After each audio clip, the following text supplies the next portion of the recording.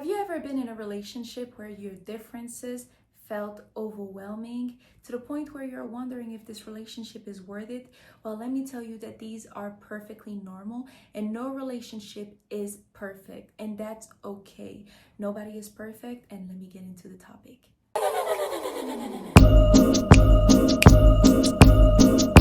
Excuse me.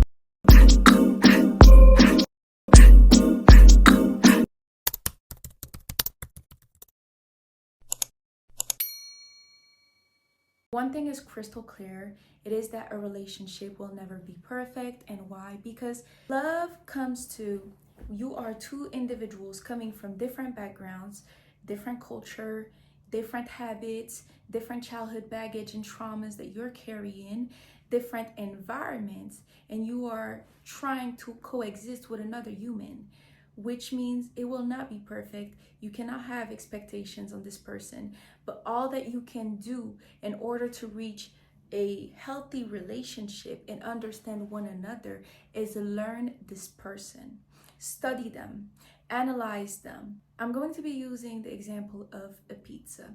Example, my fiance like his pizza soft. I like my pizza crispy. In the beginning, it was quite like I have to learn the way that he likes his pizza made. I can't be making it crispy, otherwise he won't eat it. So this is where you have to sit down and observe, okay, how can I learn this person and understand better? Now, it doesn't mean that you're going to get them overnight, because it doesn't happen overnight.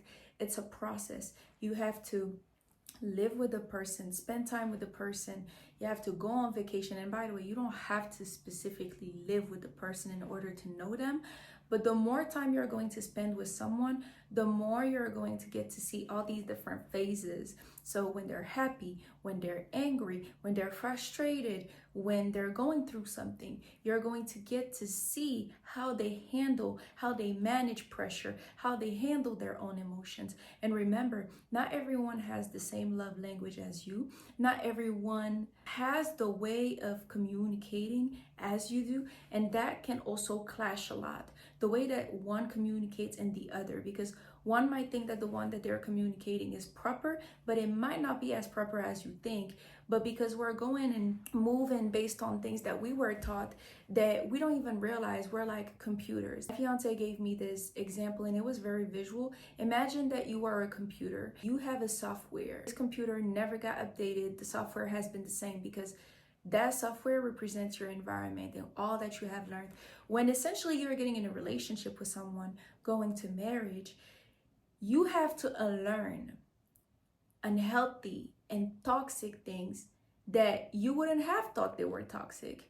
But until you get in a space where you have to be vulnerable, you can't just be egotistical and just think of yourself only, because when you get with someone, you have to think together. You have to think as one. If you're going to get into a marriage, remember, God says, therefore a man shall leave his father and mother and cleave unto his wife and shall become one. Meaning, you will be leaving your parents to become one with someone. Essentially, marriage is very important because that's the person that you're choosing to spend the rest of your life with.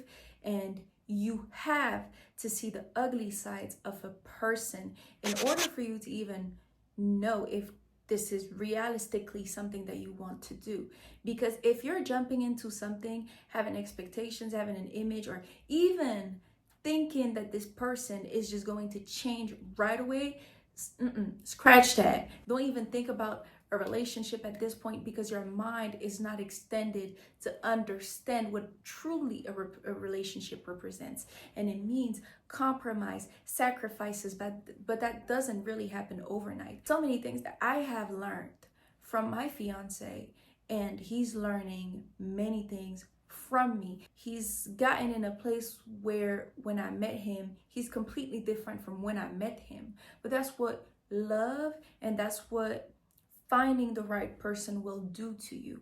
You will naturally eventually start looking for ways to understand without just, feeling like it's a pressure and everything, but it has to be something that naturally comes to you, where you want to know, you want to learn them.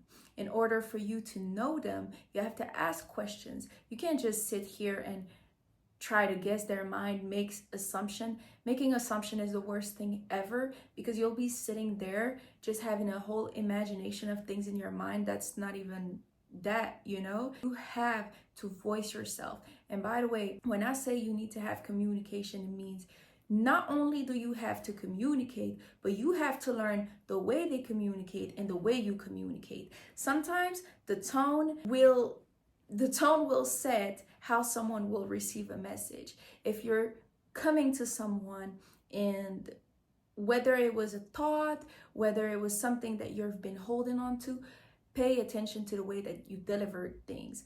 Us women, we tend to move very out of our emotions. And before you go and talk to a man about how you're feeling, sit down first with your emotions, be rational, have logic, pray, and then eventually go to your man and express yourself. Because if you go out of impulsivity and irrationality, you're going to end up saying things that in that moment you didn't mean, or you're going to say things that you didn't even get to process. So now you're saying something that eventually that's not what you're feeling anymore. So you don't want to confuse yourself, and you don't want to confuse your partner. When you're having cultural differences with someone, I know it can be very frustrating, because that's what I went through with my fiance. It was frustrating to feel like, why are we really not understanding each other? But sometimes it came to the fact that I speak another language, and speaking another language played a huge part in my way of communicating. Now, the thing is, these cultural differences led us to understand one another, and understand that it made our relationship richer. We enhanced and embraced it, and understood and found a median in the things that we didn't have understanding, or that we didn't speak through. We ended up speaking through things. And now we're embracing it. Now, something that plays a big part in a relationship, and where people kind of have expectations, is that they will think that the other person know your needs. There are people that were taught not to express themselves when they were younger. You might come from a household where being open and expressing yourself wasn't all right. It was just only if you are an adult, that's when you can express yourself, but the rest you gotta listen. I'm speaking from experience. It can be very complicated when you don't realize that we are carrying, each one of us on this earth are carrying a type of trauma that we may not even realize. And being in a relationship, it will expose that, because now you have to reflect, and you're going to look at yourself in a mirror and see these different sides of you that are coming out. And maybe one day you're projecting insecurity onto your partner,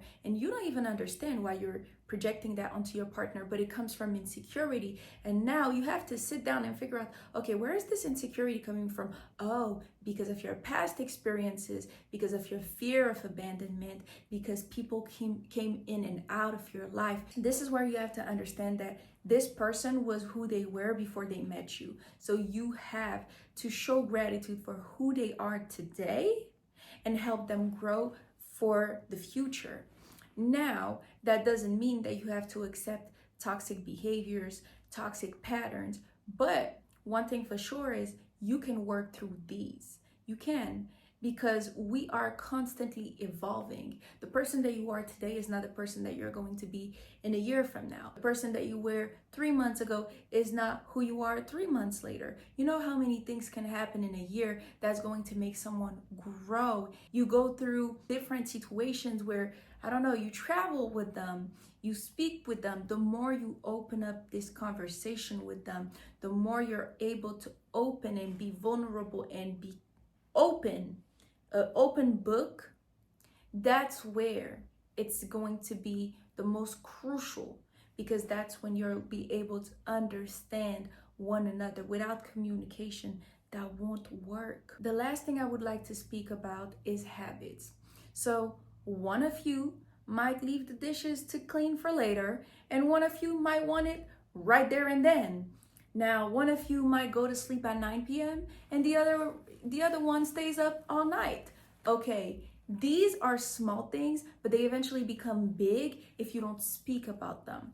Example, me, I had to eventually put a schedule when it came to laundry because I would just do it gradually, right? But then my fiance, I understood that he just wanted to make it easier for me to do the laundry. He would want me to have a specific day so that I don't feel overwhelmed and having to carry to all these duties in the house and having to take care of that. Sometimes you have to let a man lead you and try to help you, because sometimes they will genuinely care from a place of they want to help. Do not shut down someone when they want to help you.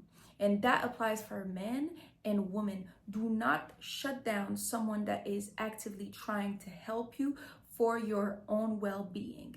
Don't let small things be the reason to why you are building resentment towards your partner, because if you building resentment, you're not going to come back from that. Once you have resentment in your heart, you're going to be walking in eggshells. Instead of making it a big deal because they're not the way that you are, try to see if there is a middle understanding. Have a conversation to, why does it matter if you want the dishes to be clean right now? Maybe I would like to take my time with the dishes. Maybe in that moment, I don't feel like doing the dishes because I did all of the cooking. So it's very crucial for you to be able to have open communication. It's very crucial for you not to criticize one another, not do the tit for tat, but more so speak about it, come to an understanding, and that you're going to be able to respect one another with the way that there are, like in the daily life. There were many things that I wasn't necessarily taught when it came to house stuff or whatever the case might be, that I would go about things differently than my fiance did. And it might be things where I'm going about something that he wasn't taught that. These little differences and these minuscule things that almost turn into big things taught us that we have to respect one another and see one another for who we are. Yeah, I had asked you to close your door. Yeah, that's what I'm saying. You had to start.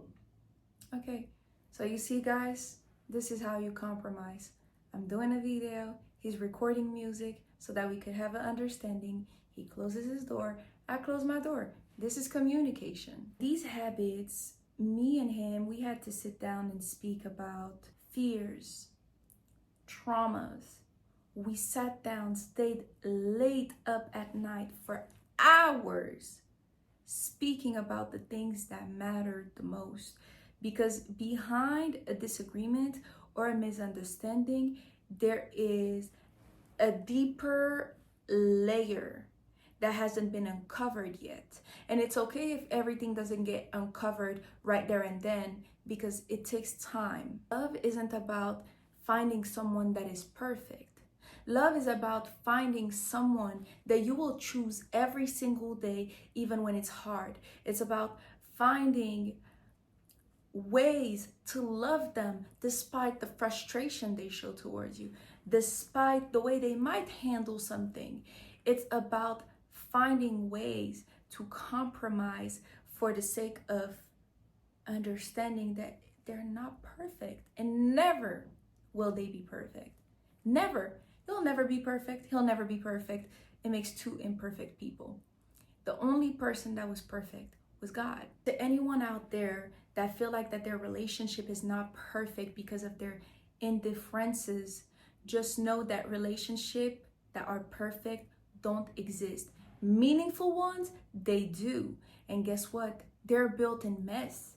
They're built in having to figure out in the midst of chaos, argument, misunderstanding. It doesn't mean it's going to happen every single time, but it takes a moment for you to be able to understand that and have a grasp at who they are. And guess what? There are people that are married and they don't know their person perfectly, because you're constantly changing. And the person that the way maybe he liked this pizza soft right now, maybe in 10 years he won't like it soft. Who knows? You don't know. The taste change, the taste bud change, the body change, the hormones, everything changes a person. Life experiences, relationships, growth, all of these things build you and make you one. A healthy relationship is when you truly embrace the differences that you and your partner have. And therefore, and by the way, not in spite of them, therefore, you are able to understand what true love and real meaningful relationship means. I thank you so much for listening to this today. If this really touched you and hit you, and you've experienced something very similar, you can leave a comment for me. If not, it's okay. And more importantly, let's remind each other that love isn't about perfection, but about connection. And when you're able to do that, you're going to keep loving, you're going to keep learning, and you're going to keep growing. Thank you so much and have a wonderful day. Mwah.